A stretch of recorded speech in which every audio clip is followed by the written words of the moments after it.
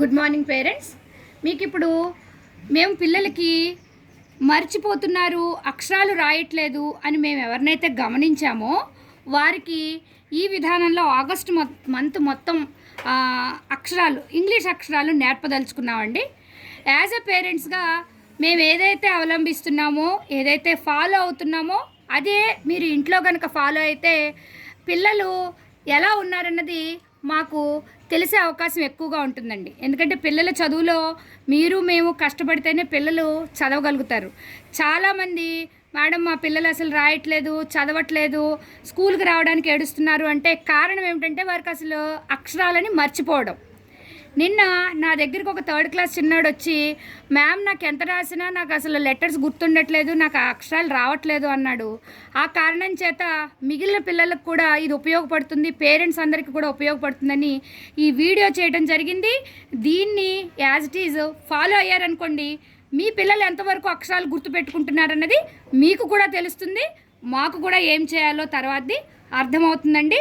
ఇది స్పెషల్గా పిల్లలు ఏదైతే అక్షరాలు గుర్తు పెట్టుకోలేకపోతున్నారో, మరిచిపోతున్నారో వారి కోసం అండి.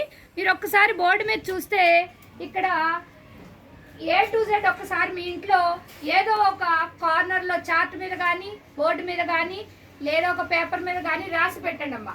రోజు ఒక్కసారి వాట్ ఈస్ దిస్ లెటర్, ఇదేంటమ్మా అని A to Z నేర్పాలి. ఫస్ట్ స్టెప్ ఇది. వారి పుస్తకంలో మనకి ఇంటికి రాగానే ఒక్కసారి A to Z రాయాలి. రెండోది, నేను రాసిన అక్షరాలు ఏవైతే ఉన్నాయో ఈ 10 అక్షరాలని వాళ్ళని గుర్తించమనాలి. ఆగస్టు మంత్ మొత్తానికి ఇది 10 అక్షరాలండి. నెల మొత్తానికి 10 అక్షరాలే నేర్పుతాం మనం. ABCGHNOPTU ఈ 10 అక్షరాల మీదే మన దృష్టి. ముందు ఇది రాయాలి, తర్వాత ఇవి రాయాలి. ఇవి రాస్తున్నప్పుడు ఇవి ఎందుకు అంటే, ఈ G ఎక్కడుంది అంటే F తర్వాత G ఉంది అని వాళ్ళు గుర్తు పెట్టుకోవడానికి ఈజీగా ఉంటుంది. కాబట్టి ఈ 10 అక్షరాలని వాళ్ళు నేర్చుకోవాలి. ఇప్పుడు మనది ఆగస్టు మొత్తం ఈ 10 అక్షరాలు నేర్పడానికి. ఈ అక్షరాల్ని ఇలా రాసిన తర్వాత ఏం చేయాలి అంటే, ఒక్కొక్క అక్షరం యొక్క ధ్వని అది ఎలా రాయాలి వాళ్ళకి తెలుస్తుంది కాబట్టి, తెలియాలి కాబట్టి మనం ఈ విధంగా నేర్పుకోవాలంటే ఒక్కసారి ఇక్కడ చూడండి, నేను 2 letter 3 letter వర్డ్స్ రాశాను. ఇదిగోండి, ఆ అక్షరాల్ని మార్చి ఎట్, CAT క్యాట్, టీ చూసారా, 1 2 3 4 5 6 7 8 9 10 11 12 13 14 15 15 సార్లు టీ రాయటం జరిగిందండి.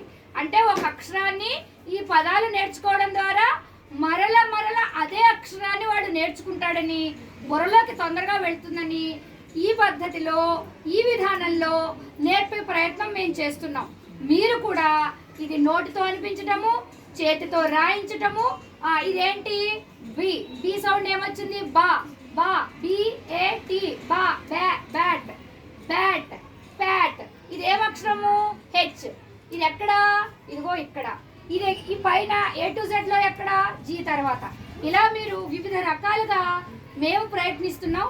మీరు కూడా మా ప్రయత్నానికి సహకరించండి. దయించి పిల్లలు అక్షరాలు గుర్తు పెట్టుకోవడానికి వీలుగా మా ప్రయత్నానికి మీరు సహకరించగలరని కోరుతూ ఉన్నాము.